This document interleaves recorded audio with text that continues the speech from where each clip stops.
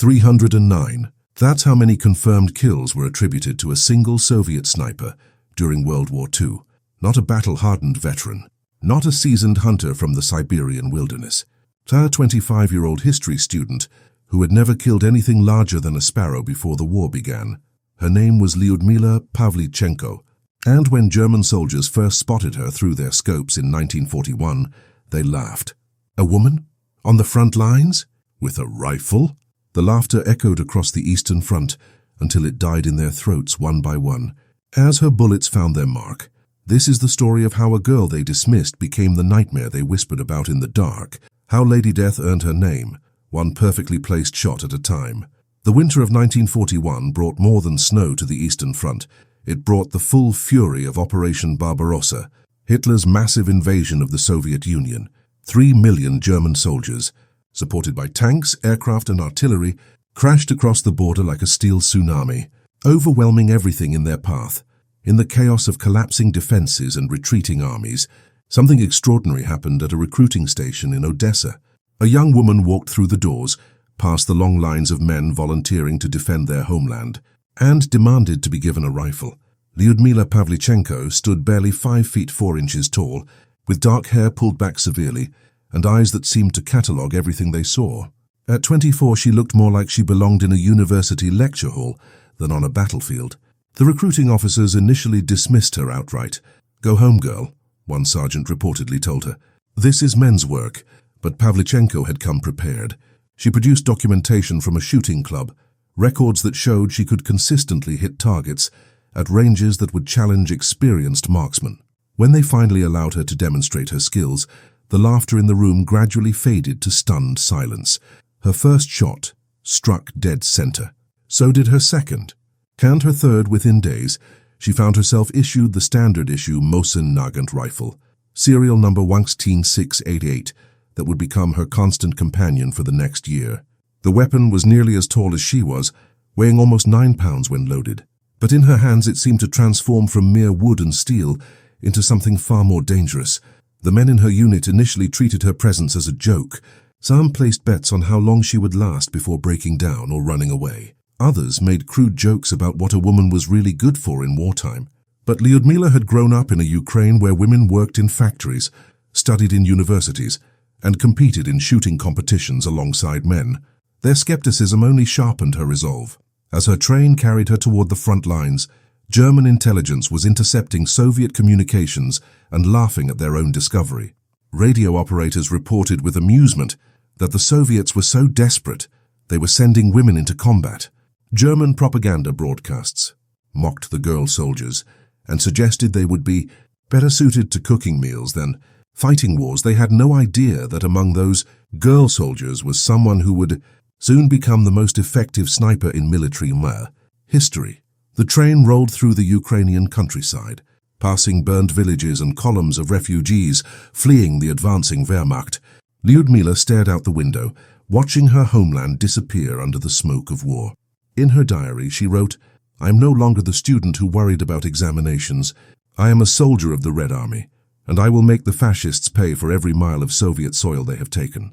The words seemed prophetic. By the time she reached the besieged port city of Odessa, German forces had already begun their assault on the strategic Black Sea harbor.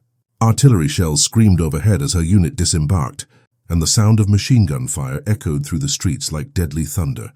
As she checked her rifle one final time and slung her pack over her shoulder, Lyudmila Pavlichenko was still the girl who shouldn't have been there. But the crucible of war was about to forge her into something else entirely.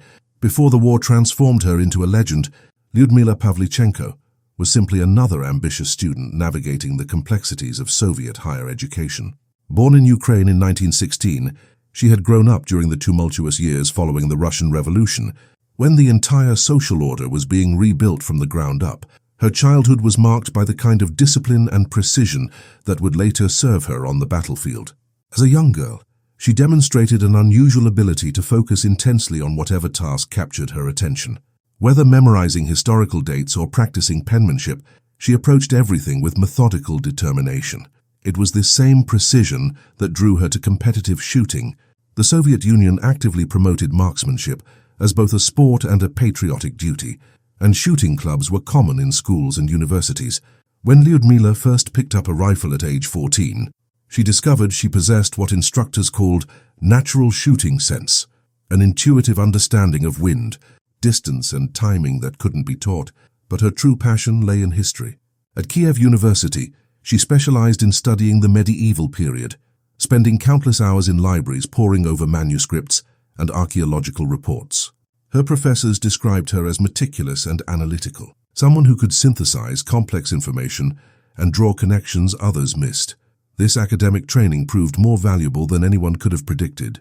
The same skills that allowed her to analyze historical documents, patience, attention to detail, the ability to remain motionless for hours while researching, would translate perfectly to the art of sniping. Her shooting club participation continued throughout her university years, not out of any military ambition, but simply because she enjoyed the challenge of precision. She competed in regional tournaments, steadily improving her scores until she could consistently hit targets at 400 meters. Her instructors noted that unlike many shooters who relied on instinct, Lyudmila approached marksmanship like a science, keeping detailed records of weather conditions, ammunition performance, and sight adjustments. The methodical approach that made her an excellent student also made her an exceptional shot. While other competitors might become frustrated by a missed target, Lyudmila would calmly analyze what had gone wrong, make the necessary adjustment, and try again. She treated each shot as a problem to be solved, rather than simply a trigger to be pulled.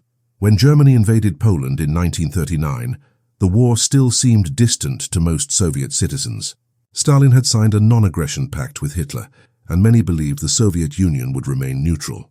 But Lyudmila, with her historian's perspective, recognized the patterns of expanding conflict.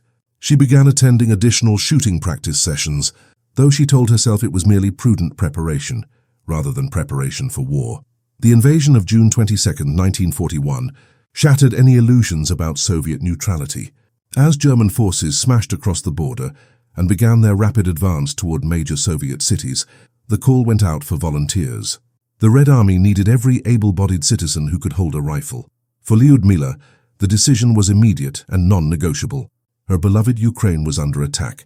Her university was closing as professors and students fled or enlisted, and her entire world was disappearing under the Wehrmacht's advance. The same analytical mind that had served her in academia now calculated a simple equation. Her country needed defenders, and she possessed skills that could be useful. The transition from student to soldier should have been jarring, but Lyudmila found unexpected continuities. Both required long periods of concentration, careful observation, and the ability to remain calm under pressure. The main difference was that instead of analyzing the strategies of medieval generals, she would be implementing modern tactics against a very real and immediate enemy. As she prepared to leave Kiev for the last time as a civilian, Lyudmila packed her few possessions with the same care she had once reserved for organizing research notes. Her shooting medals went into the bottom of her bag, not out of sentimentality, but because she suspected they might prove useful in convincing skeptical officers that she belonged on a battlefield. The girl who had once spent entire days in silent library study was about to discover that the most important lessons couldn't be found in any book. The Black Sea port of Odessa in October 1941 was a city dying by degrees. German and Romanian forces had surrounded the strategic harbor, tightening their grip with each passing day, while Soviet defenders clung to their positions in an increasingly desperate defense. Into this cauldron of destruction walked Lyudmila Pavlichenko, still adjusting to the weight of her military pack and the reality of war. Her first assignment was to the 25th Chapayev Division, where her arrival was met with the same mixture of amusement and skepticism she had encountered at the recruiting station. The men had been fighting for weeks, and their faces bore the hollow-eyed exhaustion of soldiers who had seen too much death. They looked at this young woman with her carefully maintained rifle and clean uniform, and many assumed she would be dead or gone within days. Lyudmila spent hours studying the target building through binoculars, applying the same methodical analysis she had once used for historical research. She noted the pattern of movement in the windows, the timing of the observers' rotations, and the way shadows fell across the building at different times of day. What others saw as a dangerous enemy position, she saw as a problem with variables that could be calculated and solved. At dawn on her third day in combat, She took her position in the ruins of a factory, approximately 550 meters from the target. The morning mist provided additional concealment as she carefully arranged her shooting position, checking wind direction and adjusting her scope. Through the crosshairs, she could see the observation post clearly, but no movement yet. For 3 hours she remained perfectly motionless, ignoring the cold seeping through her uniform and the distant sound of artillery exchanges. This was the patience her shooting instructors had praised, but now it carried deadly purpose. A historian's training in long hours of concentration had become a sniper's greatest asset. At 9:17 a.m., a figure appeared in the target window. Through her scope, Lyudmila could see a Romanian officer studying Soviet positions through field glasses. For a moment that seemed to stretch into eternity, she controlled her breathing, found her natural pause between heartbeats, and gently squeezed the trigger. The Mosin Nagant's report echoed across the battlefield, and through her scope, she watched the enemy officer crumple and disappear.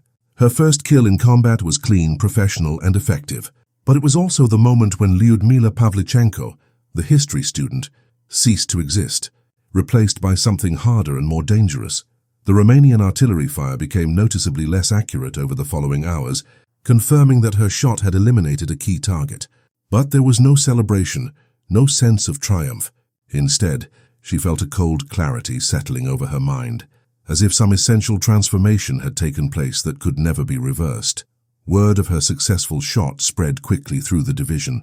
The skeptical amusement of her fellow soldiers began to transform into grudging respect. Here was proof that this strange girl with the steady hands could actually do what she claimed. But proof in war is measured in bodies, and one kill was only the beginning. Over the following weeks, as the siege of Odessa intensified, Lyudmila established a routine that would define her entire military career. She would spend hours studying enemy positions, looking for patterns and vulnerabilities. She would select her shooting positions with the care of a chess master, planning several moves ahead. And when the moment came, she would fire once accurately and move immediately to avoid counter-sniper fire. Her kill count began to climb, 5, then 10, then 20. Each number represented a moment of perfect concentration, a problem solved with deadly precision. The men who had once joked about the girl sniper now spoke of her in hushed, almost superstitious tones. She was becoming something beyond their understanding, not quite human anymore, but not yet the legend she would become.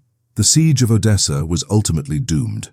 Despite fierce resistance, Soviet forces were gradually pushed back toward the harbor. But in those desperate weeks, amid the rubble and smoke of a dying city, Lyudmila Pavlichenko discovered what she was truly capable of becoming. The transformation from student to soldier was complete, but the evolution from soldier to something far more dangerous had only just begun. In the frozen wasteland of the Eastern Front, where survival measured itself in heartbeats and death arrived without warning, Lyudmila Pavlichenko was perfecting an ancient art with modern tools. Sniping at its core is hunting reduced to its purest form. One predator, one target, one perfect shot. But in her hands, it became something approaching artistry. The science began before dawn. While her comrades caught what sleep they could in muddy trenches, Lyudmila would be studying weather patterns, wind direction, and the subtle changes in light that could mean the difference between success and failure. She had learned that a sniper's greatest weapon wasn't the rifle, but information. Her notebook, salvaged from her university days, now contained detailed sketches of German positions, patrol routes, and behavioral patterns. She approached enemy observation with the same systematic methodology she had once applied to historical research, cataloging every detail that might prove useful. Which officers emerged from bunkers at predictable times, which sentries were disciplined, and which were careless. Where did the enemy feel safe enough to become visible? The physical demands of sniping tested every lesson she had learned about patience and endurance. In the Ukrainian winter, temperatures plunged to -20 degrees Fahrenheit. She would lie motionless in concealed positions for 6, 8, sometimes 12 hours, waiting for a single moment of opportunity. Her body learned to ignore cold, hunger, and the constant need to move. Her mind developed the ability to remain alert, while her physical form became as still as the frozen earth around her. Camouflage became an obsession. Standard military uniforms were inadequate for her purposes, so she began modifying her equipment with materials scavenged from the battlefield. Strips of white cloth from abandoned buildings provided winter camouflage. Mud and charcoal created patterns that broke up her outline, She studied how shadows fell at different times of day, learning to position herself where she would become nearly invisible to enemy observers. Her rifle, the Mosin Nagant she had been issued in Odessa, became an extension of her body. She knew its quirks intimately, how the trigger broke, how the bolt felt when properly cycled, how the barrel heated after multiple shots. She hand-loaded her ammunition when possible, weighing powder charges and selecting bullets with the precision of a laboratory technician. Every variable that could affect accuracy became subject to her meticulous control. The psychological aspect of sniping proved as important as the technical skills. Unlike infantry soldiers who fought in groups and drew courage from their comrades, a sniper operated in isolation. The weight of each decision rested entirely on her shoulders. Every shot carried moral complexity. She wasn't firing at distant, anonymous enemies, but at individual human beings whose faces she could see clearly through her scope. She developed rituals to manage this psychological burden. Before each mission, she would spend several minutes in silent mental preparation, not prayer exactly, but a kind of focused meditation that cleared her mind of everything except the immediate task. After successful shots, she maintained a deliberate emotional distance, recording the results in her notebook with clinical detachment. Her reputation began to spread beyond her immediate unit. Soviet propaganda officers, always eager for heroic stories, began featuring her exploits in military newspapers. But they failed to capture the reality of her work. The hours of patient observation, the careful calculation of wind and distance, the split-second decision-making that determined success or failure. German forces, initially dismissive of reports about a female sniper, gradually began taking the threat seriously as their casualties mounted. Counter-sniper teams were deployed specifically to hunt her. Artillery barrages would target areas where she had been observed. Propaganda loudspeakers broadcast personal messages in broken Russian, attempting to demoralize her with threats and insults. These efforts only confirmed what she had already known.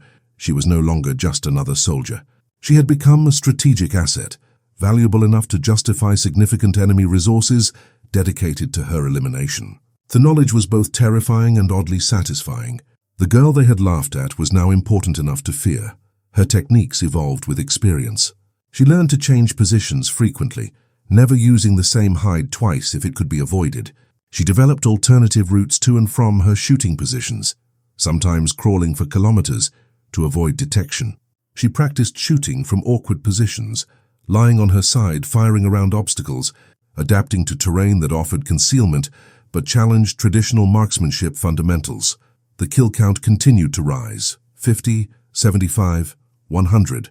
Each number represented not just a successful shot, but a complex problem solved under extreme pressure.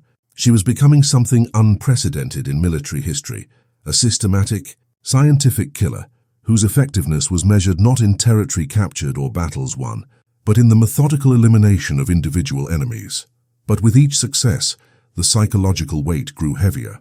She was no longer fighting for abstract concepts like patriotism or ideology. She was fighting because she had discovered she possessed a rare and terrible talent, and her country needed that talent to survive. The art she was perfecting was beautiful in its precision and horrifying in its purpose. As winter deepened and the war ground on, Lyudmila Pavlichenko continued her patient, deadly work. She had become the nightmare German mothers would whisper about to keep their children close. The invisible death that could strike from impossible distances, leaving no trace except empty uniforms and growing fear. By the spring of 1942, Lyudmila Pavlichenko had become a problem that German military commanders could no longer ignore. Her confirmed kill count had passed 150, and each number represented not just a casualty, but a tactical victory that undermined German morale across the entire southern front. What had begun as dismissive laughter about girl soldiers had transformed into something approaching obsession. German propaganda radio began broadcasting personal messages directed specifically at her. "Lyudmila Pavlichenko, we know who you are," the announcers would say in heavily accented Russian. "We know where you hide. Surrender now and we will treat you well. Continue fighting, and we will find you and tear you apart." The threats revealed more about German frustration than any strategic thinking. Traditional military doctrine had no framework for dealing with a single individual who could inflict casualties at the rate of an entire squad. Counter-sniper operations, normally successful against conventional marksmen, seemed ineffective against someone who treated the battlefield like a vast chessboard. Always thinking several moves ahead, intelligence reports began filtering up through German command structures. This wasn't simply another Soviet sniper. This was someone whose methodical approach and psychological resilience represented a new category of threat. Staff officers who had dismissed initial reports as exaggerated peasant superstition now found themselves studying detailed analysis of her tactics and trying to develop countermeasures. The bounty placed on her head grew steadily. First 1,000 marks, then 5,000, finally 10,000, an enormous sum that could purchase a house in peacetime Germany. The announcement of each increase was broadcast over loudspeakers positioned near Soviet lines, intended to tempt her comrades into betrayal, or at least make her aware of her growing notoriety. But the Germans fundamentally misunderstood their enemy. Lyudmila drew no satisfaction from fame or notoriety. If anything, the attention made her work more difficult by drawing unwanted focus from enemy units and creating pressure from Soviet propaganda. Officers who wanted to exploit her success for morale purposes. Her response to the mounting pressure was characteristically methodical. She analyzed the German reaction to her presence and adapted her tactics accordingly. If they were deploying counter-snipers to hunt her specifically, she would study their methods and turn them against themselves. If they were using artillery to target her suspected positions, she would create false signatures to waste their ammunition on empty ground. The cat-and-mouse game reached a new level of intensity during the Battle of Sevastopol. German forces, frustrated by months of unsuccessful siege warfare, brought in specialists from the Eastern Front's most elite sniper units. These were men with dozens of confirmed kills themselves, trained specifically in the art of hunting other snipers. One particular duelist, an Austrian mountain troops veteran named Klaus Bergen, had earned a reputation for eliminating Soviet snipers across multiple fronts. His arrival in Sevastopol was announced through the same propaganda channels that had been threatening Lyudmila, but this time with a different tone. Instead of crude threats, the broadcasts carried a professional challenge. The woman sniper faces a worthy opponent. Let us see whose skill proves superior. The duel that followed stretched across 5 days of careful maneuvering through the ruins of Sevastopol. Each hunter sought to draw the other into making a fatal mistake while avoiding the same trap themselves. It was psychological warfare at its most refined, two masters of concealment and patience, testing each other's resolve. Lyudmila had faced skilled opponents before, but Bergen represented something different. His positioning was expert, his camouflage nearly perfect, and his patience rivaled her own. For the first time since her early days in Odessa, she felt the genuine possibility of defeat. The end came on the 5th day, not through superior marksmanship, but through superior understanding of human nature.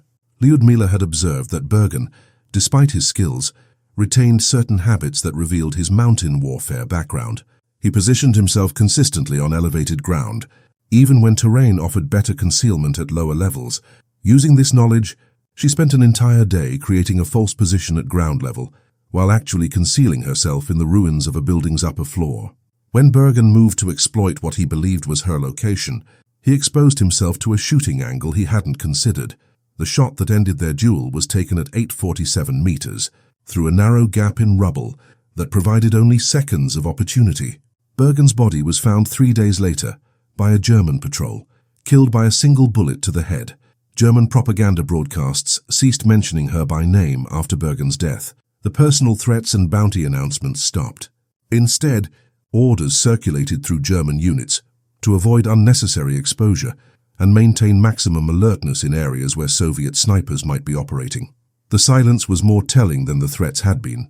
The Germans had finally accepted what Soviet commanders had known for months. Lyudmila Pavlichenko wasn't just another soldier who happened to be effective at killing. She was a force multiplier whose psychological impact extended far beyond her actual casualties. By mid-1942, her confirmed kill count approached 250. Each number added to a growing legend that inspired Soviet troops while haunting German ones. She had become exactly what every military strategist fears most, an individual combatant whose influence on the battlefield was disproportionate to their numbers. But legends, no matter how carefully constructed, remain human at their core. And humans, even the most skilled and determined, have limits that war will eventually test. In the summer of 1942, as the siege of Sevastopol entered its most desperate phase, Lyudmila Pavlichenko faced the greatest test of her skills and nerve. The German High Command, frustrated by months of failed attempts to eliminate her, had brought in their ultimate solution, Obergefreiter Heinrich Weber, a sniper whose reputation among German forces rivaled her own among the Soviets. Weber was everything the previous hunters had not been. Trained in the Bavarian Alps, seasoned on multiple fronts, he possessed not only exceptional marksmanship skills, but an understanding of sniper psychology that made him uniquely dangerous. Unlike his predecessors who had hunted her out of duty or bounty-seeking, Weber viewed their encounter as the defining challenge of his military career. Intelligence reports that filtered through Soviet lines painted a picture of meticulous preparation. Weber had spent weeks studying every available detail about Lyudmila's methods, analyzing photographs of her shooting positions, and interviewing survivors who had encountered her. He understood that defeating her would require more than superior shooting. It would demand superior thinking. The duel began not with gunfire, but with careful positioning.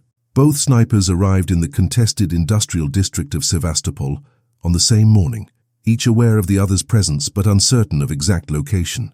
What followed was a deadly game of chess, played across several city blocks of rubble-strewn destruction.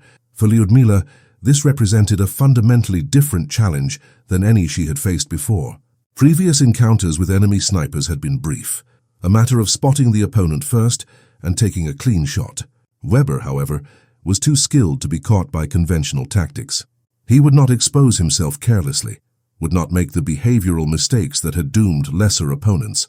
On the first day, neither sniper fired a shot. Both spent hours in careful observation, mapping the terrain, identifying potential shooting positions, and trying to determine their opponent's likely strategy. It was psychological warfare at its most refined, two predators circling each other, each waiting for the other to make the first fatal error. Weber's opening gambit came on the second morning. Instead of trying to locate Lyudmila directly, he began systematically eliminating the positions where he calculated she might be hiding. Using a suppressed rifle, a rarity on the Eastern Front, he fired precisely placed shots into suspected sniper hides, forcing her to reveal whether each position was occupied. The strategy was brilliant in its simplicity. Rather than hunting for her directly, he was making her current position untenable while limiting her future options. Each shot that drew no response eliminated a possible hiding place. Each position she was forced to abandon narrowed the area where she could operate effectively. Lyudmila recognized the trap immediately. Weber was using superior equipment and ammunition supply to gradually compress her operational space. If she responded to his shots, she would reveal her position.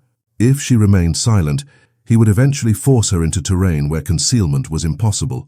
Her counter-strategy drew on lessons learned during her university years studying medieval siege warfare. Just as castle defenders had used sally ports to strike at besieging armies, she would use mobility to turn Weber's systematic approach against him.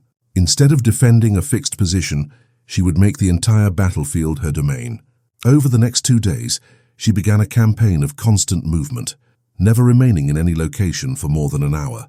She used the extensive tunnel systems beneath Sevastopol's industrial district, moving through sewers and basement passages to emerge in unexpected locations. Weber's methodical elimination of shooting positions became irrelevant when his target refused to remain stationary. The psychological pressure was immense. Unlike her previous encounters, where superior skill had provided confidence, this duel was being decided by factors beyond pure marksmanship. Endurance, nerve, and strategic thinking mattered as much as the ability to place a bullet precisely. On the fourth day, Weber made his first mistake. Frustrated by his inability to pin down his quarry, he began taking risks to force a conclusion. He moved during daylight hours, when prudence demanded concealment, exposing himself for brief moments as he transitioned between positions. Lyudmila was waiting. From a shooting position in the remains of a factory's water tower, she had been observing the area where Weber's muzzle flashes had been spotted the previous evening. Her patience, the same quality that had allowed her to remain motionless for hours during her university library research, became the deciding factor. The shot, when it came, was taken at 743 meters through a gap in rubble that provided only a fraction of a second's opportunity. Weber, moving between positions with professional caution but inevitable visibility, never knew what hit him. The German sniper's body was found 2 days later by a patrol, killed by a single bullet, that had struck with surgical precision. Beside him was found a leather journal containing detailed sketches of Sevastopol's terrain and notes analyzing Soviet sniper tactics. The final entry, written the night before his death, read simply, "She is better than reported. Tomorrow will decide everything." Weber's elimination marked more than just another addition to Lyudmila's kill count. It represented the defeat of Germany's most systematic attempt to neutralize her through professional counter-sniping. The message was clear to both sides. No individual hunter, no matter how skilled or well-equipped, could match her combination of technical ability, tactical intelligence, and sheer determination. Soviet propaganda made much of the victory, but for Lyudmila, it marked a turning point of a different kind. The duel with Weber had pushed her to the absolute limits of her capabilities. She had won, but barely, and the experience left her with the sobering knowledge that she was no longer the invulnerable force her reputation suggested. The war was changing, and so was she. The methodical student who had become a deadly sniper was evolving once again, this time into something that even she didn't fully understand. The cost of each victory was growing heavier, even as the victories themselves became more spectacular. As she cleaned her rifle in the ruins of Sevastopol and recorded Weber's death in her notebook, Lyudmila Pavlichenko didn't know that her greatest challenges lay not ahead, but in learning to live with what she had already become. The ancient fortress city of Sevastopol had withstood siege for 247 days when Lyudmila Pavlichenko arrived in December 1941. Built on limestone cliffs overlooking the Black Sea, it had been designed by Russian engineers to be impregnable. But no fortress, however well constructed, had been built to withstand the concentrated fury of the entire German 11th Army, supported by massive siege artillery. By June 1942, Sevastopol resembled nothing so much as the surface of an alien planet. Months of bombardment from railway guns, dive bombers, and the largest artillery pieces in the German arsenal had reduced most of the city to rubble. The harbor, once busy with merchant ships and naval vessels, was now a graveyard of twisted metal, partially submerged in oil-slicked water. Into this apocalyptic landscape, Lyudmila brought her methodical approach to warfare. But Sevastopol presented challenges unlike anything she had faced in previous battles. The constant bombardment made long-term positioning impossible. The rubble-filled streets channeled movement into predictable patterns that German observers could exploit. Most critically, the intensity of combat meant that opportunities for careful, deliberate sniping were increasingly rare. Her tactics evolved to match the desperate circumstances. Instead of the patient, day-long hunts that had characterized her earlier successes, she began operating in brief, violent engagements. She would move through the tunnel systems that connected Sevastopol's underground fortifications, emerging to take carefully planned shots before immediately withdrawing to avoid counter-battery fire. The psychological strain was enormous. In previous battles, she had been able to maintain emotional distance from her targets, treating each shot as a technical problem to be solved. But in Sevastopol's compressed, chaotic environment, the human cost of warfare became impossible to ignore. She watched comrades die daily, many of them barely old enough to shave, and the weight of survival began to press down on her with crushing force. Her kill count continued to climb: 200, 225, 250. Each number represented not just successful marksmanship, but successful adaptation to increasingly impossible conditions. She was no longer simply a sniper. She had become a specialist in urban warfare, an expert in extracting maximum effectiveness from minimal opportunities. German forces, recognizing that conventional siege tactics were proving insufficient, began employing new strategies specifically designed to neutralize defenders like her. Flamethrower teams systematically cleared buildings where snipers might be hiding. Artillery barrages were coordinated with infantry assaults to prevent precise defensive fire. Most ominously, German commanders began using civilian buildings as shields, making it impossible for Soviet snipers to engage without risking non-combatant casualties. The moral complexity of urban warfare weighed heavily on someone whose entire approach to combat had been based on precision and discrimination. Lyudmila found herself facing shots she couldn't take, targets she couldn't engage, because the risk to innocent lives was too great. For someone whose identity had been built around perfect accuracy, the inability to use her skills felt like a form of paralysis. On June 27, 1942, German forces launched their final assault on Sevastopol's remaining fortifications. The attack involved coordinated airstrikes, artillery bombardments, and infantry advances across multiple sectors simultaneously. Soviet defenders, reduced to fewer than 10,000 effective combat troops, found themselves facing overwhelming odds with dwindling ammunition and no hope of reinforcement. Lyudmila's final engagement came during this desperate battle. As German pioneers advanced through the ruins of what had once been the city's cultural district, from a position in the remains of a theater, she engaged a squad of combat engineers who were attempting to plant demolition charges in a building where Soviet wounded were being treated. The shot that would be her 309th and final confirmed kill was taken at 400 meters under conditions that made precision nearly impossible. Smoke from burning buildings obscured visibility. Artillery shells were impacting continuously nearby, and the target was moving rapidly through unstable rubble. It should have been an impossible shot, but years of methodical training and hundreds of successful engagements had honed her instincts to supernatural sharpness. The bullet found its mark, and the German engineer collapsed. His demolition charges scattered harmlessly among the debris. But as Lyudmila worked the bolt of her rifle and prepared to engage the remaining engineers, a mortar shell detonated close enough to shower her position with fragmented limestone and twisted metal. The shrapnel that ended her combat career struck her in the left side of her face, damaging her eye and embedding fragments too close to vital structures to be safely removed. The injury was serious enough to require immediate medical evacuation, but not severe enough to be life-threatening. For someone whose livelihood depended on perfect vision and steady hands, however, it might as well have been fatal. As medical personnel carried her to an evacuation boat, Lyudmila looked back at the burning ruins of Sevastopol one final time. The city that had held out for 8 months against impossible odds was finally falling, its ancient stones no match for modern artillery. But it had served its purpose, buying precious time for Soviet forces to regroup and strengthen their defenses elsewhere. Her war was over, but the numbers told the story of her contribution. 309 confirmed kills, achieved over 10 months of frontline combat. More importantly, her psychological impact on German forces had been immeasurable. Entire units had modified their tactics to account for the possibility of her presence. Officers had died, operations had been disrupted, and the myth of German invincibility had been chipped away, one precisely placed bullet at a time. As the evacuation boat pulled away from Sevastopol's burning harbor, Lyudmila Pavlichenko was no longer the girl who had volunteered for military service 8 months earlier. She wasn't even the methodical killer who had terrorized German forces across the southern front.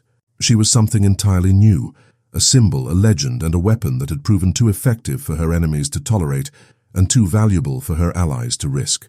The girl they had laughed at was leaving the battlefield as the sniper they had feared above all others. But her greatest battles lay not behind her but ahead, in a war fought with words instead of bullets, where the enemy was not German soldiers but American skepticism, and where victory would be measured not in bodies, but in minds changed and support won. The hospital ship that carried Lyudmila Pavlichenko away from the burning ruins of Sevastopol transported more than just a wounded soldier. It carried a secret weapon that Soviet leadership was only beginning to understand, a living symbol of resistance whose value extended far beyond her ability to kill. Germans, as she recovered from her injuries, in a Moscow military hospital, Communist Party officials studied her service record with growing excitement. Here was everything propaganda demanded. A young woman who had defied gender expectations, a working-class hero who had emerged from the masses, and most importantly, a warrior whose achievements were documented with mathematical precision. 309 confirmed kills couldn't be dismissed as exaggeration or revolutionary rhetoric, but Lyudmila herself resisted transformation into a propaganda symbol. The methodical thinking that had made her effective on the battlefield now analyzed the political machinery that sought to exploit her story. She understood that her value to the Soviet state lay not in her continued military service, but in her ability to inspire others and influence international opinion. The proposal, when it came, was unprecedented. The Soviet Union would send her to the United States as part of a delegation seeking increased military aid. She would be the first Soviet citizen ever received officially by an American president, and her mission would be to convince skeptical Americans that their new allies were worthy of support. The irony wasn't lost on her. The girl who had been dismissed as unsuitable for combat was now being asked to fight a different kind of war, one where words mattered more than bullets and where the enemy was indifference rather than hatred. But she accepted the mission with the same sense of duty that had carried her through 10 months of frontline combat. The preparation was as meticulous as any sniper mission she had undertaken. Soviet officials schooled her in American culture and politics, teaching her which arguments would resonate with different audiences. She studied photographs of American factories and learned statistics about industrial production. Most importantly, she practiced translating her battlefield experiences into language that civilian audiences could understand. The journey to America in August 1942 was surreal. Just weeks earlier, she had been crawling through rubble-filled trenches, measuring distance to targets in meters and calculating wind drift. Now she found herself aboard a luxury passenger ship, wearing civilian clothes for the first time in nearly a year, preparing to address audiences who had never heard a gunshot fired in anger. Her first major speech, delivered to the International Student Assembly in Washington, D.C., revealed the rhetorical skills that had been hidden beneath her military persona. "Gentlemen," she said, looking directly at her audience with the same intensity she had once reserved for enemy targets, "I am 25 years old, and I have killed 309 fascist occupants by now. Don't you think, gentlemen, that you have been hiding behind my back for too long?" The words cut through diplomatic politeness like bullets through flesh. American audiences, accustomed to carefully modulated political speeches, found themselves confronted by someone who spoke with the moral authority of direct experience. Here was a person who had not merely supported the war effort, but had personally killed more enemies than entire American units had encountered. Her tour across America became a masterclass in propaganda warfare. She spoke to factory workers about production targets, comparing American industrial output to Soviet battlefield needs. She addressed women's groups about expanded roles in wartime, using her own military service as evidence that traditional limitations were artificial constructs. Most effectively, she challenged male audiences to match her commitment to defeating fascism. The American press, initially skeptical about Soviet claims regarding female combat effectiveness, found themselves forced to confront documented evidence of her achievements. Photographs showing her with her rifle, military records confirming her kill count, and testimonials from American military observers who had witnessed Soviet women in combat all combined to create an undeniable narrative. Her meeting with President Franklin Roosevelt at the White House represented the culmination of her diplomatic mission. The same hands that had once sighted down a rifle barrel now shook hands with the leader of the world's most powerful democracy. The girl who had been dismissed as unfit for military service was now being consulted on matters of international strategy. Roosevelt, a master politician himself, recognized the propaganda value of their meeting. Photographs of the American president with the Soviet sniper sent a clear message to both allies and enemies. The United States took its new partnership seriously enough to receive representatives at the highest levels of government. But beyond the symbolic impact, Lyudmila's visit produced concrete results. American military aid to the Soviet Union increased substantially following her tour.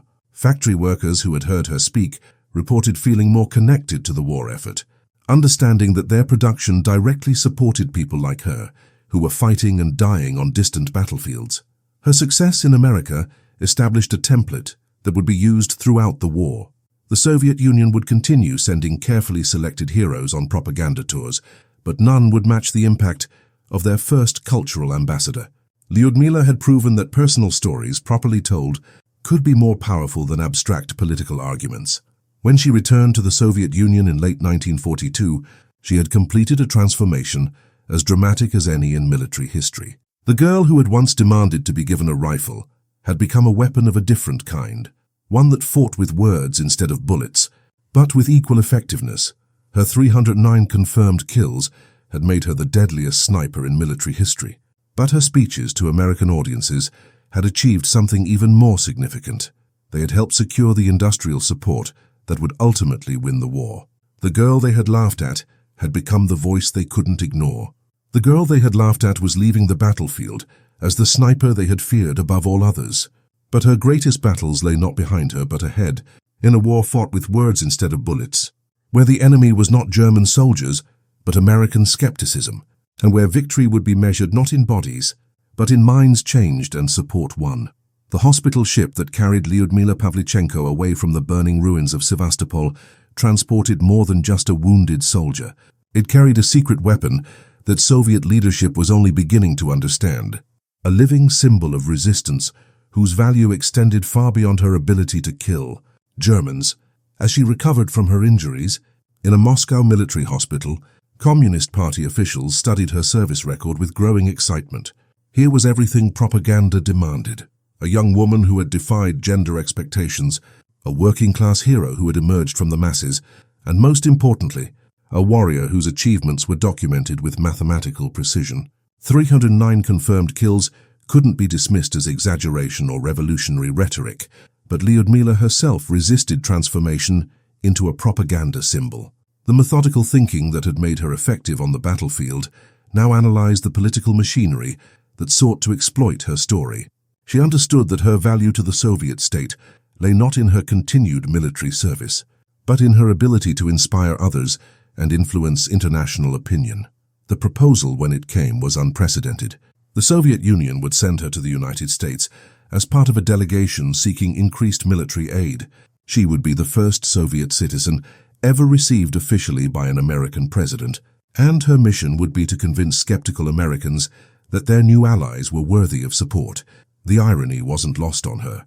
The girl who had been dismissed as unsuitable for combat was now being asked to fight a different kind of war, one where words mattered more than bullets and where the enemy was indifference rather than hatred. But she accepted the mission with the same sense of duty that had carried her through 10 months of frontline combat. The preparation was as meticulous as any sniper mission she had undertaken. Soviet officials schooled her in American culture and politics, teaching her which arguments would resonate with different audiences. She studied photographs of American factories and learned statistics about industrial production. Most importantly, she practiced translating her battlefield experiences into language that civilian audiences could understand. The journey to America in August 1942 was surreal. Just weeks earlier, she had been crawling through rubble-filled trenches, measuring distance to targets in meters and calculating wind drift. Now she found herself aboard a luxury passenger ship, wearing civilian clothes for the first time in nearly a year, preparing to address audiences who had never heard a gunshot fired in anger. Her first major speech, delivered to the International Student Assembly in Washington, D.C., revealed the rhetorical skills that had been hidden beneath her military persona. "Gentlemen," she said, looking directly at her audience with the same intensity she had once reserved for enemy targets, "I am 25 years old, and I have killed 309 fascist occupants by now. Don't you think, gentlemen, that you have been hiding behind my back for too long?" The words cut through diplomatic politeness like bullets through flesh. American audiences, accustomed to carefully modulated political speeches, found themselves confronted by someone who spoke with the moral authority of direct experience. Here was a person who had not merely supported the war effort, but had personally killed more enemies than entire American units had encountered. Her tour across America became a masterclass in propaganda warfare. She spoke to factory workers about production targets, comparing American industrial output to Soviet battlefield needs. She addressed women's groups about expanded roles in wartime, using her own military service as evidence that traditional limitations were artificial constructs. Most effectively, she challenged male audiences to match her commitment to defeating fascism. The American press, initially skeptical about Soviet claims regarding female combat effectiveness, found themselves forced to confront documented evidence of her achievements. Photographs showing her with her rifle, military records confirming her kill count, and testimonials from American military observers who had witnessed Soviet women in combat all combined to create an undeniable narrative. Her meeting with President Franklin Roosevelt at the White House represented the culmination of her diplomatic mission. The same hands that had once sighted down a rifle barrel now shook hands with the leader of the world's most powerful democracy. The girl who had been dismissed as unfit for military service was now being consulted on matters of international strategy. Roosevelt, a master politician himself, recognized the propaganda value of their meeting. Photographs of the American president with the Soviet sniper sent a clear message to both allies and enemies. The United States took its new partnership seriously enough to receive representatives at the highest levels of government. But beyond the symbolic impact, Lyudmila's visit produced concrete results. American military aid to the Soviet Union increased substantially following her tour. Factory workers who had heard her speak reported feeling more connected to the war effort, understanding that their production directly supported people like her, who were fighting and dying on distant battlefields. Her success in America established a template that would be used throughout the war. The Soviet Union would continue sending carefully selected heroes on propaganda tours, but none would match the impact of their first cultural ambassador. Lyudmila had proven that personal stories, properly told, could be more powerful than abstract political arguments. When she returned to the Soviet Union in late 1942, she had completed a transformation as dramatic as any in military history. The girl who had once demanded to be given a rifle had become a weapon of a different kind, one that fought with words instead of bullets, but with equal effectiveness. Her 309 confirmed kills had made her the deadliest sniper in military history. But her speeches to American audiences had achieved something even more significant. They had helped secure the industrial support that would ultimately win the war. The girl they had laughed at had become the voice they couldn't ignore. Victory Day came to Moscow on May 9, 1945. With bells ringing and crowds celebrating in Red Square, the Great Patriotic War was over, Nazi Germany had surrendered, and the Soviet Union had emerged triumphant from the greatest conflict in human history. For most veterans, it was a day of pure celebration. For Lyudmila Pavlichenko, it marked the beginning of a different kind of battle, one fought not against external enemies, but against the weight of memory and the burden of survival. The WWII girl who had volunteered for military service in 1941 no longer existed. In her place stood a 29-year-old woman whose face bore scars from shrapnel, whose left eye would never again see with perfect clarity, and whose hands sometimes trembled when she thought no one was watching. She had survived when so many others had died, and survival carried a guilt that no medal could absolve. Soviet authorities, eager to maintain the legends that had served them so well during wartime, continued to promote her story. She appeared at parades, spoke at commemorative events, and allowed herself to be photographed in uniform for newspapers and magazines. But the woman who performed these duties felt increasingly disconnected from the myth she was expected to represent. The transition to civilian life proved more difficult than any battlefield challenge she had faced. The methodical thinking that had made her an effective killer seemed less useful when applied to the mundane problems of peacetime existence. The patience that had allowed her to wait motionless for hours in freezing trenches became a liability in a world that expected quick decisions and social interaction. She returned to her interrupted studies, completing her degree in history at Kiev University. The same analytical skills that had once been used to calculate wind drift and bullet trajectory were now applied to examining the causes and consequences of the war she had helped win. But her professors and classmates struggled to reconcile the quiet, studious woman in their classroom with the legendary sniper whose exploits they had read about in newspapers. The academic world provided some refuge from public attention, but it couldn't offer complete escape from her past. Her dissertation on the Eastern Front's southern campaigns drew extensively on her personal experiences, but translating battlefield memories into scholarly analysis proved emotionally exhausting. Every footnote reference to German casualties forced her to remember faces seen through rifle scopes, human beings reduced to numbers in her notebook. Marriage to a fellow veteran, Alexei Kitsenko, offered hopes for normalcy. He understood the psychological burdens of military service in ways that civilian friends could not. Their relationship was built on shared understanding of trauma and mutual respect for survival. But even with someone who had experienced similar challenges, certain memories remained too personal, too dark to share. Their son, born in 1947, represented hope for a future unburdened by war. But parenthood also intensified her awareness of what her own parents had endured during her military service. She had risked their daughter's life for abstract concepts like patriotism and duty, and now she was responsible for protecting another. Life from the violence that had defined her young adulthood. The Cold War's emergence complicated her position further. The American allies she had worked with during her propaganda tour were now being portrayed as enemies. The same skills that had made her effective against German forces were now theoretically targeted against the people who had once applauded her speeches. The moral clarity of the Great Patriotic War gave way to ideological complexity that her direct, methodical mind struggled to process. Official recognition continued throughout the 1950s and 1960s. She received the Hero of the Soviet Union decoration, the highest honor the state could bestow. Streets were named after her, statues erected, and her story included in textbooks used to educate new generations of Soviet children. But each honor felt like an attempt to freeze her in time, to preserve the young woman who had killed 309 fascists, rather than acknowledge the middle-aged professor who was still learning to live with what she had done.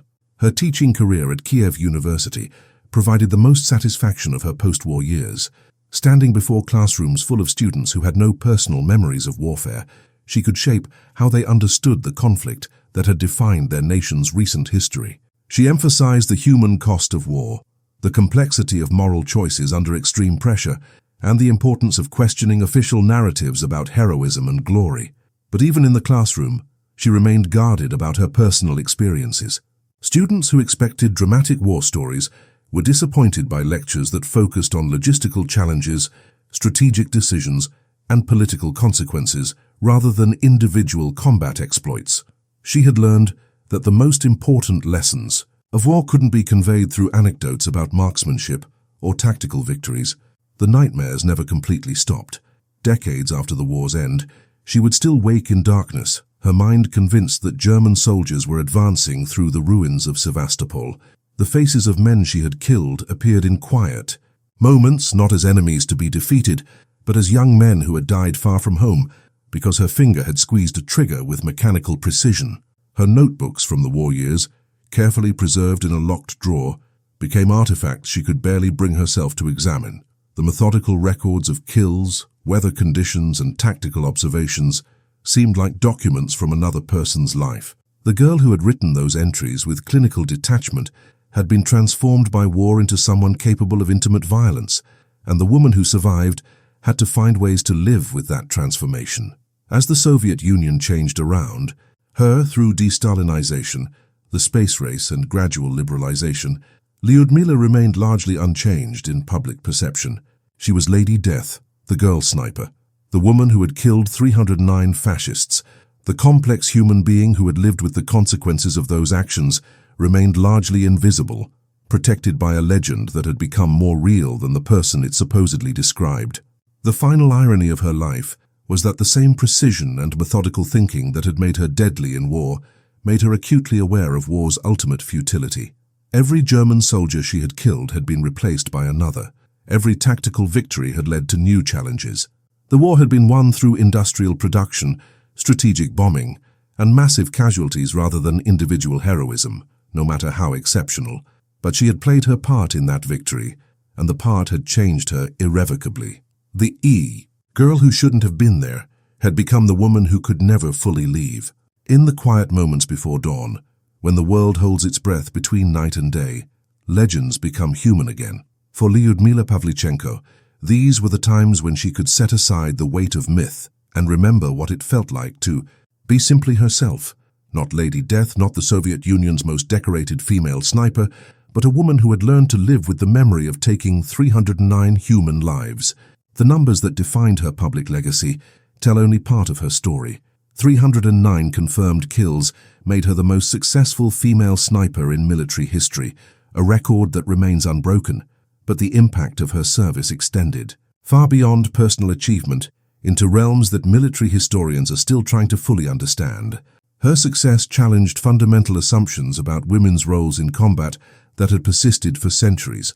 Military strategists who had dismissed the idea of female soldiers as impractical found themselves forced to reconsider when confronted with documented evidence of her effectiveness. The implications rippled through military establishments worldwide, gradually opening doors that had been barred since warfare began. Modern sniper training programs still study her techniques, not just for their technical excellence, but for their psychological sophistication. Her approach to target selection, her methods for managing stress under extreme pressure, and her ability to maintain effectiveness over extended periods of combat have become textbook examples of professional marksmanship at its highest level. But perhaps her most significant contribution was demonstrating that exceptional performance in combat has less to do with physical strength or traditional masculine qualities than with intelligence, patience, and methodical preparation. The same academic skills that had made her an effective history student proved equally valuable for analyzing enemy behavior and planning successful engagements. The feminist movement of the 1960s and 1970s adopted her story as evidence that women could excel in any field if given equal opportunities. Her famous challenge to American audiences, "Don't you think, gentlemen, that you have been hiding behind my back for too long?" became a rallying cry for women demanding equal participation in traditionally male-dominated professions. Military historians continue to debate the broader strategic impact of her service. Did individual snipers like Pavlichenko significantly affect the outcome of World War II, or were they merely symbolic victories in a conflict decided by industrial capacity and mass mobilization? The question misses the point of her true contribution, which was psychological rather than purely tactical. The fear she inspired among German forces extended far beyond her actual presence on any particular battlefield. Reports of her kills spread through enemy units, creating anxiety and paranoia that affected the behavior of soldiers who would never encounter her directly. The myth of Lady Death became a weapon in itself, undermining confidence and forcing changes in tactics that reduced German effectiveness across multiple fronts. Her post-war diplomatic work established a template that remains relevant today. The power of personal testimony to influence public opinion proved more effective than abstract political arguments. Modern conflicts continue to feature individual stories used to humanize larger political objectives.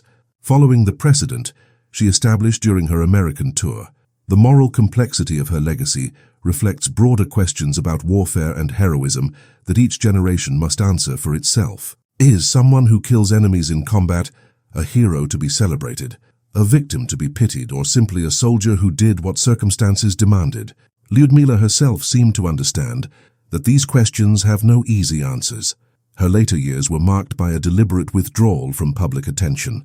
She taught history, raised her family, and gradually transformed from living legend into private citizen. But even in retirement, she remained aware of her symbolic importance to women who were fighting their own battles for recognition and equality. When she died in 1974, at age 58, obituaries around the world struggled to capture the full meaning of her life. Some focused on her military achievements, others on her role in advancing women's rights, still others on her contribution to Soviet victory in World War II. But all missed the most human aspect of her story, the price paid by someone who had been forced to become something she never intended to be.